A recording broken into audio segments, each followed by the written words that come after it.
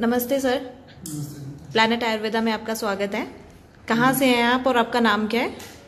Madam, मैं हिसार से हूँ जी। और मेरा नाम अमित है। जी, ठीक है। मैं करीब 4 महीने से यहाँ से मेडिसिन ले रहा हूँ। अच्छा जी। और आप लोग सर? हम लोग हरदोई से हैं, यूपी से। जी। हमारा नाम विजेंद्र पाल है जी। और हम इससे पहले लखनऊ में अंग्रेजी इलाज कराते थे। ठीक है। लेकिन उसमें क्रिएटिन 4 थी, 4 से 7 हो गई। अच्छा अच्छा, 8 हो गई। ठीक है। उन्होंने कहा डायलिसिस कराइए, तो हमको बहुत डर लग रहा था। ठीक है। कि डायलिसिस एक बार कराने से फिर जीवन भर डायलिसिस ही होती रहती है। जी जी जी। फिर हमारे रिश्तेदारों ने बताया, आपका डॉक्टर साहब का परिचय बताया कि वो डॉक्टर विक्रम चौहान है। वो 10 क्रिएटिन से 3 हो जाती है, 2 हो जाती है। जी जी हो गई। और तो मैं यहाँ आया। अच्छा जी। 20 दिन की दवा खाने के बाद में वही पोजीशन हमारी हुई। 7 क्रिएटिन की हमारी 3.9 अच्छा। 3.9 रह गई। अरे वाह। केवल 23 दिन के अंदर अंदर। ठीक है। कितनी क्रिएटिन थी? पहले हमारी 7 थी। जी। 6.8 ये पहले इनकी जो क्रिएटिन लेवल था इट वाज 6.8 जी। 6.8 जी। इससे ज्यादा भी कभी हुआ? जी ज्यादा भी हुआ। कितना था इससे वो ज्यादा? 7.4 हुआ समथिंग। 7.4 भी पहले वो था, रिपोर्ट नहीं है मेरे पास। तो रिपोर्ट नहीं लाए। पर 7.4 से ये अभी ये 3.9 पे है आज की डेट में। यूरिया 133 था। यूरिया भी कम हुआ। हाँ हाँ हाँ। अच्छा। तो ये अभी यूपी से आए हैं। अच्छा। और इनके एक और पेशेंट भी हैं यूपी में, वो आईटीपी के पेशेंट है। वो भी काफी इनको उन्होंने ही इनको बताया। हाँ, उन्होंने ही हमको। ठीक है। ये इनकी प्रिस्क्रिप्शन है। बेसिकली मैं जो इनको प्रिस्क्रिप्शन दे रहा हूँ, ये देखिए सारा हिस्ट्री है इसमें। इनका क्रिएटिनिन वाज अराउंड 8.1, 7.5 एंड 6.8। तो उसके बाद 3.9। जी जी। तो ये सब फीलिंग बेटर लिखा हुआ है हिस्ट्री में। तो ये पुनर्नवा रेनक्योर और मूत्र प्रसादक चूर्ण, पुनर्नवा मंडूर, बेसिकली रिवाइव किडनी पैक मैं देता हूँ। उसमें ये कुछ मेडिसिन है। है। जी जी जी। ठीक है तो सर। किडनी मैं बताना चाहता था आपसे कि किडनी फेलियर जो है मेनली ब्लड प्रेशर और डायबिटीज इसकी वजह से होता है। तो अगर आप डायबिटीज और ब्लड प्रेशर को कंट्रोल में रखें तो क्रिएटिनिन लेवल डाउन आ जाता है। ठीक है। ब्लड प्रेशर को कंट्रोल करने का तरीका है कि आप नमक कम खाएं, ठीक है कि नहीं, और बाहर का जो पैकेट फूड है वो ना खाएं। कुछ भी पैकेट में बंद है, नमकीन वगैरह और कोई बिस्किट वगैरह, नमकीन, इस तरह की चीजें, कोका कोला जिसमें कार्बन डाइऑक्साइड गैस होती है, सोडा वगैरह, वो चीजें ना लें। उससे क्या होता है, और बहुत ज्यादा हाई प्रोटीन डाइट ना खाएं। हाई प्रोटीन डाइट में भी बहुत उससे क्रिएटिनिन वगैरह बढ़ जाता है। जैसे नॉन वेजिटेरियन ज़्यादा खाना खाते हैं कई लोग, तो उससे भी क्रिएटिनिन बढ़ जाता है। तो उसको भी कम करें। जो कोई फॉरेन के हमारे हैं वो लैम्ब वगैरह खाते हैं और बीफ और पोर्क खाते हैं। तो मैं वहाँ यूरोप में भी मैसेडोनिया में जाता हूँ, तो उनको बोलता हूँ कि आप बीफ पोर्क वगैरह इसका प्रयोग ना करें। तो अपने वेट का लगभग 70-80% वेट का आप प्रोटीन ले सकते हैं। जितना आपका वजन है, मान लो आपका 100 किलो वजन है, तो लगभग 70-80 ग्राम प्रोटीन एक दिन में लिया जा सकता है। परंतु किडनी फेलियर में थोड़ा सा उससे भी कम ले, 50-60 ग्राम ले, तो आपका क्रिएटिनिन लेवल डाउन ही रहेगा और नहीं बढ़ेगा। और पानी की मात्रा जो है वो इतनी लें, अगर आपको स्वेलिंग है बॉडी में कि पैरों में सोजिश है, तो पानी की मात्रा उस हिसाब से बढ़ा सकते हैं। अगर सोजिश कम है तो आप पानी ले सकते हैं, अगर सोजिश बहुत ज्यादा है तो पानी कम पिए। तो सोडियम, नमक खाने से पानी शरीर में रुक जाता है, तो उस हिसाब से नमक का मात्रा उस हिसाब से घटाएं बढ़ाएं।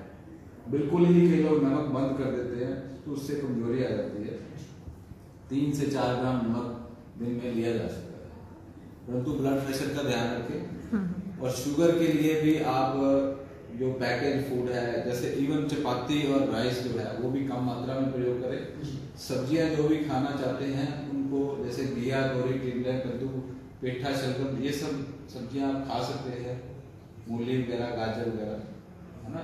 और जो हरी सब्जियां खाना चाहते हैं उनको उबाल करके खाएं, ऐसे ठीक है ना। उनको वो बोलते हैं जिससे कि वो प्रोसेस की उससे पोटेशियम निकलता है। तो और इसमें क्या है कि ज़्यादा जो दालें वगैरह हैं, अगर आप दाल खाना चाहते हैं तो मूंग की दाल मैं बोलता हूँ कि 50-60 ग्राम एक दिन में। और अगर आपने मूंग की दाल खा लिया तो फिर आप पनीर मत खाइए। पनीर तो वैसे भी मैं रिकमेंड नहीं करता, पनीर मैं नहीं रिकमेंड करता, दूध से बनी चीज मैं रिकमेंड नहीं करता। डायलिसिस अगर हो रहा है तो अलग बात है, परंतु जब डायलिसिस नहीं हो रहा उस समय आप ये पनीर वगैरह, दूध की चीजें खाने से प्रोटीन ज्यादा आ जाएगा। हाँ, दूध की चीजें खाएंगे इतनी प्रोटीन बढ़ जाएगा।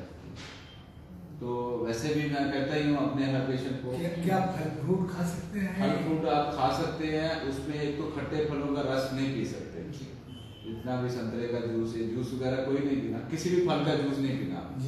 आप वैसे फ्रूट थोड़ा सा खाना चाहें तो आप खा सकते हैं, चाहे डायबिटीज भी है तब भी आप थोड़ा सा, अगर मान लो आम भी खाना चाहते हैं तो 1-2 फाड़ी आप खा सकते हैं, कुछ 2 पीस वगैरह। और सभी प्रकार का फ्रूट खा सकते हैं, सिर्फ जूसेस को छोड़ दें। जूस नहीं पीना है, जूस वाले फल तो खाई सकते, जूस वाले फल खा सकते हो, क्योंकि जूसेस में और सब्जियों में ना पोटेशियम होता है ज्यादा मात्रा में, तो किडनी फेलियर में पोटेशियम का लेवल बढ़ जाता है। तो अगर आपका पोटेशियम ठीक आ रहा है लेवल, तो तब आप थोड़े बहुत फ्रूट खा सकते हो, जूस तो नहीं पीना है।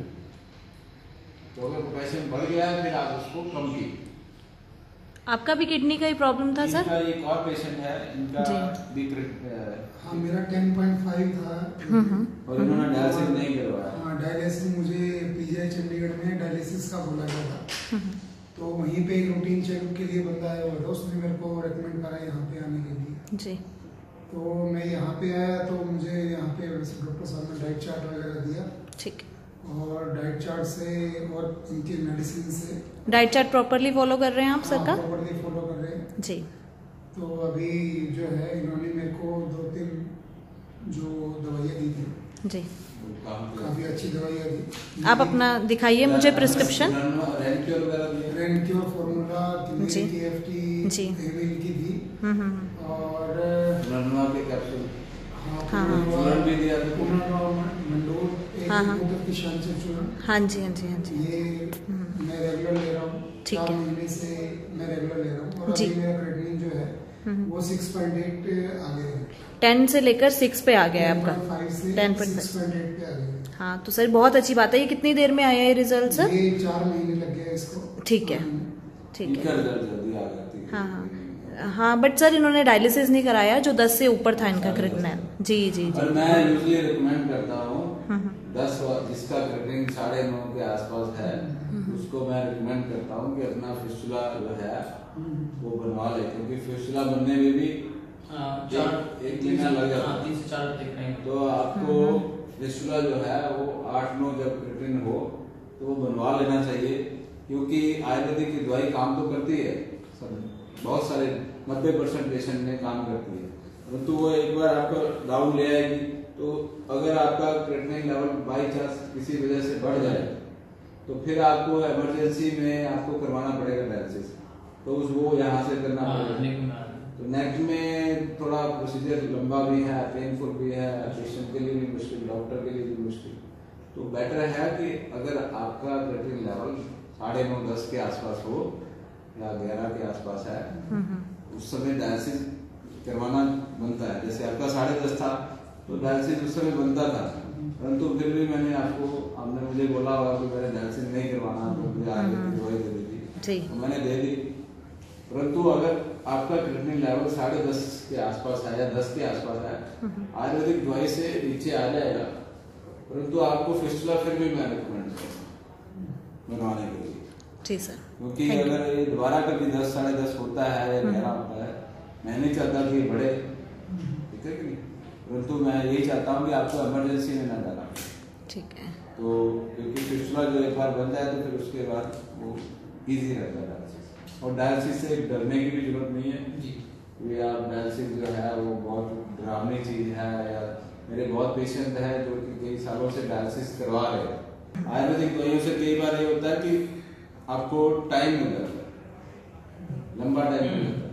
कई बार तो यही पेशेंट मेरे ऐसे ऐसे है जो 12 क्रेटिन होता है, वो कहते हैं हमने डायलिसिस नहीं करवाना जी, हम तो आयुर्वेदिक की दवाई खाएंगे। मैं खुद बोलता हूँ कि आप फिस्टुला बनवाओ, डायलिसिस कराओ, अभी इमरजेंसी है, आपको उसका यहाँ से भी करना पड़े करवा लो। परंतु वो कहते हैं कि नहीं, एक बार 15-15 था उसका किसी पेशेंट का, है ना, उसका भी वीडियो देखा होगा आपने, मैंने वीडियो डाला है, 15.5 था, 15 था, तो उसको आयुर्वेदिक दवाई मैंने दे दी थी, परंतु साहब ने बोला था कि डायलिसिस जरूर करवाओ, परंतु उन्होंने डायलिसिस नहीं करवाया, उनका 3-3.5 पे आ गया एक ही महीने में, और फिर उनका उतने पे टेका रहा। तो सर बढ़ने के कारण होते हैं ये बढ़ने के जो कारण हैं, हर पेशेंट के डिफरेंट कारण हैं। ज्यादातर मैंने बताया रीजन ब्लड प्रेशर और डायबिटीज, बॉडी में फ्लक्चुएशन 90% कारण है ब्लड प्रेशर और डायबिटीज। और कुछ कारण ऐसे भी हैं जैसे कि बहुत सारी दवाइयाँ एलोपैथिक, जैसे इनकी दवाइयाँ थी, इनका तो देखो ना, इनका सिर्फ मैंने एसेंशियल दवाइयाँ, इनकी बहुत सारी दवाइयाँ चल रही थी, मैं डॉक्टर साहब नाम हटा देता हूँ, है ना, तो बहुत सारी ये दवाइयाँ चल रही थी, यहाँ से ले करके इतने नीचे तक, है ना। तो अब ये इनको मैंने काफ़ी दवाइयाँ कम कराई हैं, स्पेशली जो यूरिक एसिड वगैरह की जो दवाइयाँ होती हैं वो मैं बंद करवा देता हूँ। तो ये सारी दवाइयाँ बंद करवाई हैं, जिसकी जो इधर टिक्कर लगवाई है, 3 दवाइयाँ रह गई, 15-20 दवाई से इनकी सिर्फ 3 दवाइयाँ करती है एलोपैथिक। जैसे डॉक्टर ने तो यही फर्स्ट टाइम बताया हुआ था कि ज़्यादा दवाई एलोपैथिक दवाई खाने से ही किडनी में प्रॉब्लम आई होती है। कुछ टैबलेट्स लगातार लेते थे 3-4 महीने तक, लेडा करके थी, पेन किलर वगैरह से भी ये प्रॉब्लम बढ़ जाती है। सर मेरे को पीजीआई वालों ने बोला था कि आप एक बार डायलिसिस करवा लीजिए और आपका एक बायोप्सी टेस्ट होगा, जिससे पता चल जाएगा कि भाई ये हुआ क्यों। तो वो क्या मुझे करवाना चाहिए? बायोप्सी टेस्ट से पता चल जाएगा कि आपको कौन सी किस वजह से हुआ। यूजुअली ऑटो इम्यून डिसऑर्डर होते हैं कुछ, नेफ्रोपैथी, IgA नेफ्रोपैथी होती है, तो उससे बायोप्सी अगर अभी तो चलो आपका ठीक चल रहा है, परंतु बाद में रीनल ट्रांसप्लांट करवाना है या कुछ कराना, उससे प्रोग्नोसिस की आगे बीमारी कैसे ये प्रोग्रेस करेगी उसका बायोप्सी से पता चलता है। तो अगर आपको अभी नहीं करवाना तो बाद में भी करवाना चाहे तो करवा सकते हैं, कोई उसमें बायोप्सी करवाने में कोई हर्ज नहीं। फिर बायोप्सी करवाने के लिए डायलिसिस की जरूरत नहीं पड़ेगी ना, अगर मैं क्रिएटिनिन कम करवा के बायोप्सी करवाऊंगी? अभी तो आपको कुछ भी कराने की जरूरत नहीं है, अभी आपका क्रिएटिनिन कम हो गया और कम अगर हो जाता है तो फिर आप इसको कुछ भी मत करो, फिर कुछ भी करने की जरूरत नहीं है, फिर आपका ठीक ही चल रहा है। तो जो कुछ क्लिनिकल पैरामीटर्स भी होते हैं हमें पता चल जाता है कि किस तरह से एकदम से अचानक से बढ़ गया था क्रिएटिनिन लेवल। सर मेरी बॉडी में एक्चुअली कोई सिम्टम नहीं थे, कोई सीधा ही आपने टेस्ट करवाया, सीधा ही चेक करवाया, और आपको कई बार ऐसे होता है, यंग पेशेंट होता है, सीधा एक्सीडेंटल फाइंडिंग होती है, पता लगता है कि इतना लेवल बढ़ा हुआ है। मैं सिर्फ पर सर सिम्टम्स क्या होते हैं? बीपी की दवाई लेने के लिए गया था और वहाँ पे उन्होंने मेरा क्रिएटिनिन लेवल चेक करा, उस टाइम मेरा 3-3.25 के करीब था, और फिर वो बढ़ता ही गया। जो उन्होंने वहाँ से नेफ्रोलॉजिस्ट आते थे, वहाँ आधार हॉस्पिटल है हमारे साथ में, उनसे भी नहीं हुआ, 6-6.25 हो गया, फिर दूसरे हॉस्पिटल में गया, वहाँ 9 हो गया। मतलब आपने सारे नेफ्रोलॉजिस्ट की दवाइयाँ खाई थी? हाँ, अच्छे जितने भी नेफ्रोलॉजिस्ट आते हैं हमारी सिटी के अंदर और चंडीगढ़ के अंदर पीजीआई के अंदर भी मैंने दिखाया था, तो वहाँ भी 10.5 का मेरा क्रिएटिनिन हो गया था, तब मैं आपके पास आया था। तो डाउन नहीं आ रहा था? डाउन नहीं आ रहा था किसी से, आपने डाउन कर दिया है। तो मैं ये पूछ रहा हूँ कि भाई अभी जैसे मेरा ये क्रिएटिनिन चल रहा है इसके अंदर, तो अभी मेरे को घूमने फिरने क्या करना चाहिए? मैं वर्कआउट कर सकता हूँ कैसे? इसमें एक्सरसाइज जो है बहुत ज़्यादा नहीं मैं रिकमेंड करता, मॉडरेट या माइल्ड एक्सरसाइज रिकमेंड करता हूँ, क्योंकि बहुत ज़्यादा पेशेंट की बहुत आती है। अभी थोड़ी देर में करते हैं इसके बाद। ये ITB पेशेंट है, ITB भी बहुत कम जी सर, उसमें प्लेटलेट कम हो जाते हैं, वो भी आयुर्वेद से ठीक हो जाता है। तो बहुत ज़्यादा एक्सरसाइज नहीं मैं रिकमेंड करता, मॉडरेट एक्सरसाइज अगर आप 1 किलोमीटर 2 किलोमीटर सैर कर ले सुबह शाम, वो सफिशिएंट है। कोई जॉगिंग वगैरह या कोई जिम वगैरह ऐसा कुछ नहीं करने की जरूरत, सिंपल आप लॉन्ग वॉक भी कर रहे हैं 1-2 किलोमीटर, गुड इनफ है। ठीक है, ठीक है, ठीक है sir, thanks for the video. और थैंक यू सर, ये वीडियोस हम लोग यूट्यूब पे डालेंगे ताकि जो हमारे बाकी पेशेंट्स जो किडनी की प्रॉब्लम से जूझ रहे हैं वो देख के थोड़ा मोटिवेट हो सकें। Thank you so much for your video sir.